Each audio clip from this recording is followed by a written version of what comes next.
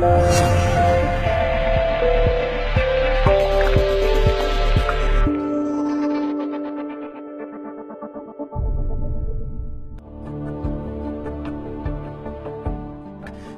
सेविका, कवि और वंचितों की आवाज उठाने वाली सावित्रीबाई ज्योतिराव फुले, जिनके जीवन और कृत्यों के बारे में अभी भी देश के बहुत सारे लोग नहीं जानते। यहाँ तक कि बहुत सारी महिलाएं भी इस बात से अनजान हैं कि अगर वे आज शिक्षित हैं, रोजगार के योग्य हैं, तो वो आखिर किसके प्रयासों के चलते हैं। सावित्रीबाई फुले का जन्म 3 जनवरी 1831 को पुणे से 50 किलोमीटर दूर पुणे के नैगांव में हुआ था।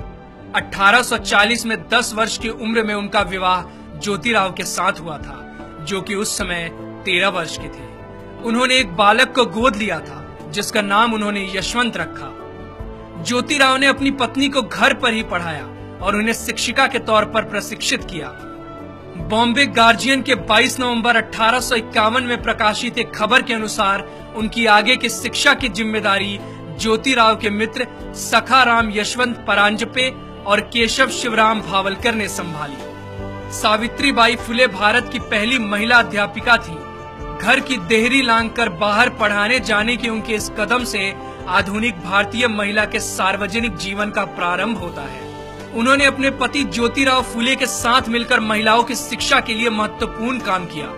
1848 में उन्होंने देश में पहली महिला स्कूल की स्थापना की, जिसके बाद वो 5 अन्य विद्यालय खोलने में सफल हुई। 5 फरवरी 1852 के एक आवेदन पत्र के अनुसार लड़कियों के लिए पहले 3 स्कूल 3 जुलाई 1851, 17 नवंबर 1851 और 15 मार्च 1852 चिपलू नकरवादा, रास्तापेट और वेडलपेट क्रमशः शुरू किए गए। सावित्रीबाई फुले इनमें से सबसे पहले स्थापित स्कूल की प्रधानाध्यापिका थी। एक ऐसी महिला जिन्होंने 19वीं सदी में छुआछूत, बाल विवाह तथा विधवा विवाह निषेध जैसी कुरीतियों के विरुद्ध काम किया, उसे हिंदुस्तान ने भुला दिया। क्योंकि उनका जन्म एक दलित परिवार में हुआ था, उन्होंने भारत में नारी शिक्षा के लिए महत्वपूर्ण योगदान दिया। भारत में सावित्रीबाई और उनके पति दोनों ने मिलकर शूद्र एवं स्त्री शिक्षा आरंभ कर नए युग की नींव रखी। सत्यशोधक समाज की स्थापना 24 सितंबर 1873 को हुई और सावित्रीबाई फुले इस संस्था की एक अत्यधिक समर्पित कार्यकर्ता थी। ये संस्था कम से कम खर्चे पर दहेज मुक्त और बिना पंडित पुजारियों के विवाहों का आयोजन कराती थी। इस तरह का पहला विवाह 25 दिसंबर 1873 को संपन्न हुआ। सावित्रीबाई के मित्र बाजूबाई निम्बंकर की पुत्री राधा और सीताराम जाबाजी अल्हाट की शादी पहली सत्यशोधक शादी थी।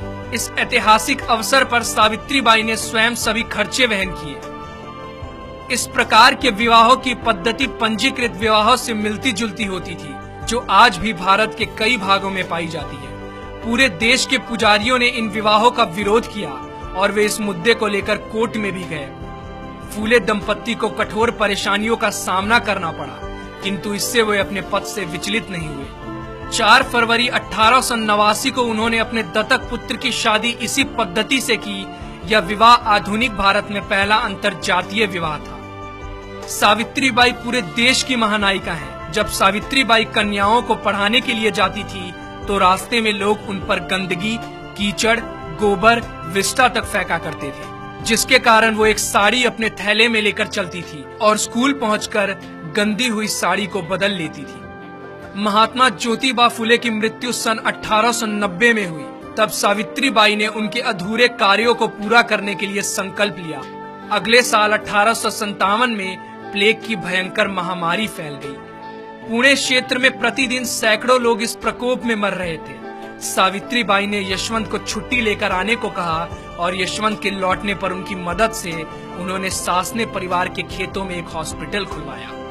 वे बीमार लोगों के पास जाती और खुद ही उनको हॉस्पिटल तक लेकर आती। हालांकि वो जानती थी कि एक संक्रामक बीमारी है, फिर भी उन्होंने बीमार लोगों की सेवा और देखभाल करना जारी रखा।